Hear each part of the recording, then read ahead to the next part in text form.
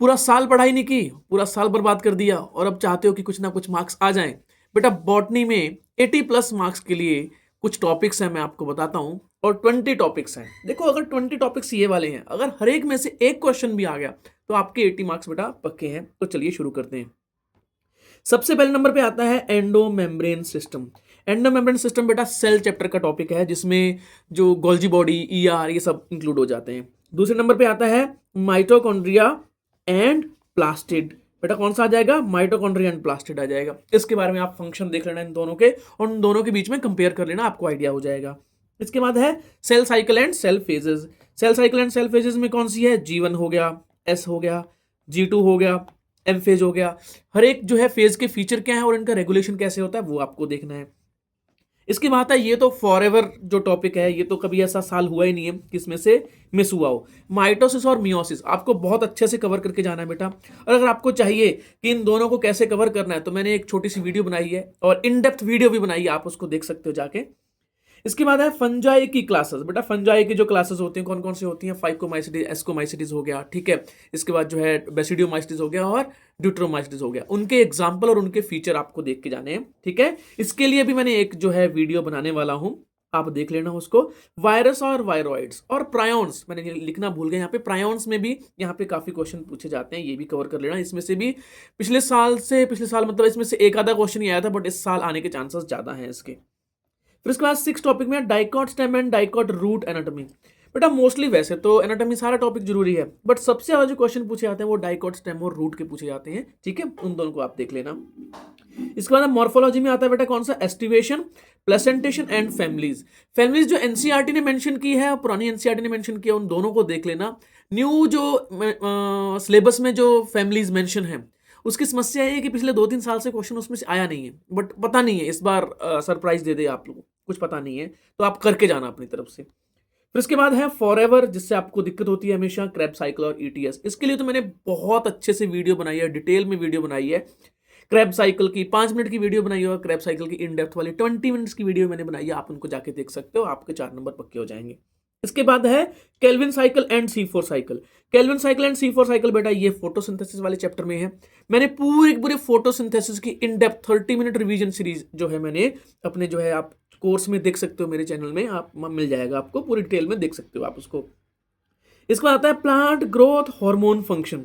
जितने भी प्लांट जो ग्रोथ हैं, फॉर एग्जांपल हार्मोन्स हैं, फॉर एग्जांपल हो गया ऑक्सिन हो गया, साइटोकाइनेंस हो गया, ठीक है, जिब्रेलिक एसिड हो गया, इथाइलिन हो गया और एब्सिसिक एसिड हो गया। इनके कंपेरेटिव टेबल बना लेना और इनके कंपेरेटिव जो है फंक्शंस जरूर देख लेना। फिर इसके बाद है डीएनए हिस्ट्री एंड एक्सपेरिमेंट।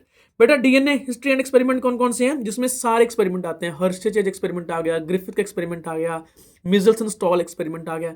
ये सारे के सारे जो हैं आपको करके जाने हैं, इसके बिना तो जाना ही नहीं है, क्योंकि ये वाला जो चैप्टर है, ये वाला जो चैप्टर है ना, इसमें molecular basis of inheritance, molecular basis of inheritance, बेटा हर साल जो है इसमें से 4 से 5 क्वेश्चन आ जाते हैं। यानी कि आप देख सकते हो 16 मार्क्स से लेके 20 मार्क्स का तो सिर्फ एक चैप्टर से है, ठीक है। इसके लिए मैं डिटेल में वीडियो बनाने वाला हूं, आप उसको देख लेना।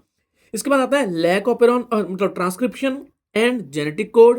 बेटा ये जरूर करके जाने हैं। ट्रांसलेशन से उतने अच्छे से क्वेश्चन नहीं आते जितने क्वेश्चन अच्छे से आते हैं जेनेटिक कोड में।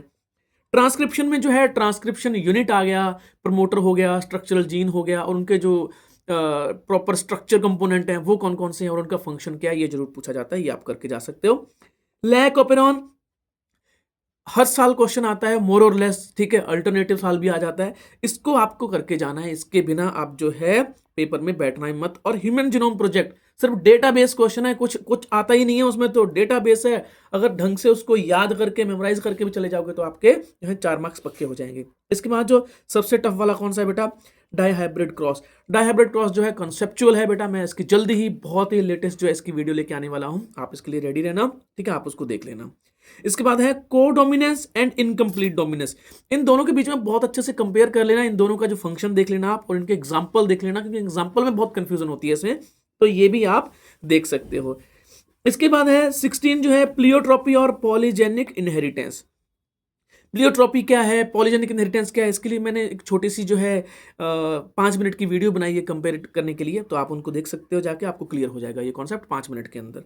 इसके बाद है मेंडेलियन डिसऑर्डर। मेंडेलियन डिसऑर्डर में बेटा कौन से आते हैं, फॉर एग्जांपल जो है ऑटोसोमल रिसेसिव हो गया, ऑटोसोमल डोमिनेंट हो गया, ठीक है, सेक्स जो है लिंक्ड रिसेसिव डिसऑर्डर्स हो गए, इनके बारे में आपको पढ़ के जाना है। इसके बाद जो है इसके बिना मत जाना आप। अगर मैं बात करता हूँ इन 2 चैप्टर को लेकर, molecular basis of inheritance and principle of inheritance, बेटा ये वाले जो हैं 2 टॉपिक अगर आप 2 चैप्टर अच्छे से करके चले जाओगे तो आपके ये मान के चलो कि 4 से 5 यहाँ भी आ जाएंगे और 4 से 5 वहाँ थे, तो 16 से 20 मार्क्स यहाँ हो गए। तो आपके दोनों के मिला के कितने हो जाएंगे, दोनों के मिला के आपके हो जाएंगे 32 से लेके कितने हो गए, 32 से लेके बेटा 40 मार्क्स आपके पक्के हैं, कोई रोक नहीं सकता अगर आप उनको 2 चैप्टर को अच्छे से करके चले जाओगे। कमाल की बात है ये। इसके बाद है सेक्सुअल रिप्रोडक्शन में कौन सा आता है, पॉलिनेशन कवर करके चले जाना बेटा। डबल फर्टिलाइजेशन बहुत ही ईजी है, आपने 12th में बहुत अच्छे से कवर कर लिया था। और पॉपुलेशन इंटरेक्शन जो है वो हमारे जो इकोलॉजी वाले चैप्टर्स में आती है बेटा, उनको भी कवर करके चले जाना। इसमें से भी कितने क्वेश्चन आने के चांसेस हैं, इन तीनों को मिला के इसमें से भी 3 से लेके 5 क्वेश्चन आने के चांसेस हैं। अगर मैं ऑन एन एवरेज 20 के जो 20 टॉपिक की अगर मैं बात करता हूँ, ऑन एन एवरेज अगर आपके हर एक जो है टॉपिक में से अगर एक क्वेश्चन भी आता है, कितना क्वेश्चन आता है, एक क्वेश्चन आता है, तो बेटा 20 क्वेश्चन आपके हो गए। तो आपके कितने मार्क्स पक्के हैं, 80 मार्क्स आपके पक्के हैं।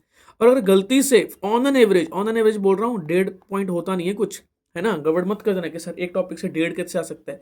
ऑन एन एवरेज की बात कर रहा हूँ यहाँ पे मैं, हर एक टॉपिक से 1.5 की एवरेज आ रही है। तो ये मान के चलो कितने क्वेश्चन आ जाएंगे बेटा, ये मान के चलो कि 30 क्वेश्चन आ जाएंगे, और 30 क्वेश्चन आते बेटा आपके आ जाएंगे 120 मार्क्स आपके। ये सबसे हाई वेटेज जो है टॉपिक्स हैं। अगर आपको इस 20 मोस्ट एक्सपेक्टेड टॉपिक्स के ऊपर कोई वीडियो चाहिए तो आप कमेंट सेक्शन में लिख दीजिए 20 मोस्ट एक्सपेक्टेड टॉपिक्स वीडियो, ठीक है। आप ये वर्ड मेंशन कर देना, वीडियो मेंशन कर देना, मैं बेटा इन सब टॉपिक्स के ऊपर वीडियो बना दूंगा, ठीक है, आपके लिए। और आपके विद इन 10 डेज 20 डेज आपके जो है 120 मार्क्स आपके पक्के हो जाएंगे, ठीक है। और बाकी इन टॉपिक्स के ऊपर बहुत सारी वीडियोस मैंने बनाई भी हुई हैं, आप उनको भी देख सकते हो। अगर आप जो है आपको कोई और कुछ डाउट है या फिर कुछ आपको कोई दिक्कत आ रही है कहीं भी, तो आप मेरे को कमेंट सेक्शन में बता दीजिए, या फिर आप मेरे टेलीग्राम कम्युनिटी में जाके आप मेरे को मैसेज भी कर सकते हो, डीएम कर सकते हो। तो चलो मिलते हैं, बाय बाय।